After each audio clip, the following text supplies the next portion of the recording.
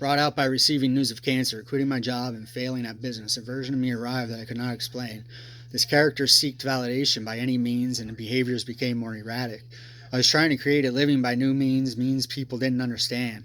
These ideas were incredibly downgrading from what people recognized me as and what my purpose was. For instance, I began experimenting with online businesses of sorts, spending much of my days researching ways to create cash online. Method after method met its demise. I was in charge of my own life and its success, and I should have fired myself for being who I was. For about 3 years, I began chasing something that other people wanted me to chase. They convinced me of their plan. These business owners were present at the right time and were able to use me in their plan. I was no longer the boss of my own plan. I was now the small man in their plan. A few instances of being scammed online, and I quickly learned that this was no place for me to be doing business. I completely quit my fitness business as I expected more of a return than what I was getting. I was getting hurt more frequently and at times would become debilitated to the use of a cane and crawling on all fours to get around. See, as I'm unlike anyone else, a kidney transplant has considerable psychological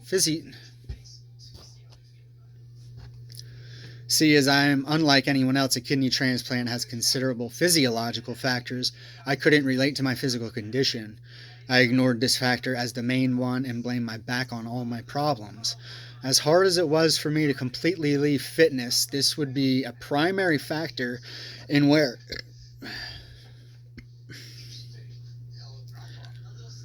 I ignored this factor as the main one and blamed my back on all my problems. As hard as it was for me to completely leave fitness, this would be a primary factor in where and why I have ended up today. I needed to do something. I needed to start something for my life's purpose, and an infomercial for real estate investing caught my eye. I attended a real estate seminar in 2017 just to listen and maybe learn on how to flip houses. They made it seem easy. I could level up from fitness and still be my own boss. I wouldn't have to work for someone else, trading dollars for hours. So I did. I attended the next level of seminars, spending $1,000 to hear more advanced in almost all of the strategies within real estate and ways of investing. My wife and I created our business, and from our credit, we were able to purchase our first property. I remember using this property initially for my fitness business. Unfortunately, this was the very end of the fitness, and after some events made me completely give up. I quickly turned it into a rental property as it was purchased for. I started seeing our new real estate business come together. As I already established a large network of friends and followers from fitness, I thought I was going to get into real estate and become the man. I worked at obtaining my real estate license to expand our business by obtaining listings for others. There are many specifics within this time period that should be divulged more into detail, but only after the approval of an outside source, publisher, or talent agent. I was exposed to a different group of consumers, mainly of the poorer class. These people's attitudes and actions were nothing I would expect. They would take everything that I worked my ass off for and ruin my name. These people made me look at another side of the human population, and their only success to speak of were a monthly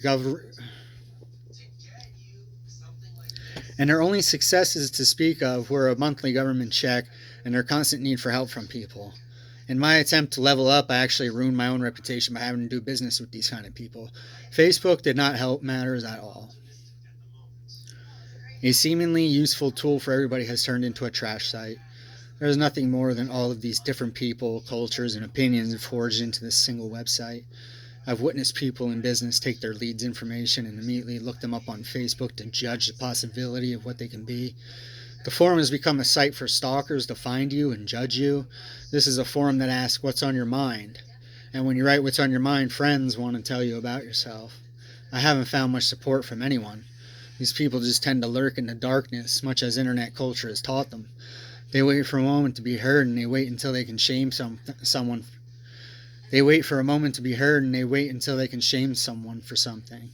They share with groups instead of their friends so they can administer attention from as many onlookers as possible. These are the unheard, wasted humans.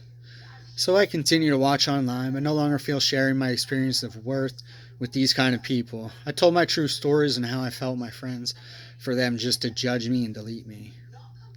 They told me I shouldn't write those things because of being a businessman. These are a different set of human beings. These fake ones judge the harshest. They believe they are better than others. In reality, we share the same air, eat the same foods, and drink from flowing waters. It is from these characters I have developed a view unlike any. Having experienced so much, I'm now willing to write and create stories for a larger audience. I've learned people are used to what they expose themselves to. I've learned there is a good side. I've learned there is a bad side. I've been on both sides exceptionally. Now I reside on a third side. This side wishes to elaborate worldly configurations of different classes. These classes are merely separated by an income level. Invisible boundaries are barricaded by income levels. Housing is defined by income levels. Environments are defined by income levels. Communities are defined by income levels. Everything is defined by income levels. Money has become the greatest principle of a human's earthly existence. I wish to somehow define these levels while setting in a gray area, unable to judge any side of the equation.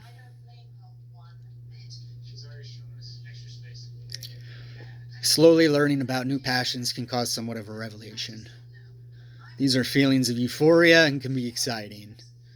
Moving forward with a preemptive notion can directly influence the human's behavior. Preemptive thinking lies in planners, organizers, gamblers, and likely many more free-thinking people. At inception, fear can be somewhat of an anchor. People freely think however they tend to want to speak. There are more people that have heard a story of this guy. And if being honest is a virtue, I'd agree to think that And if being honest is a virtue, I'd agree to think what they really said about me.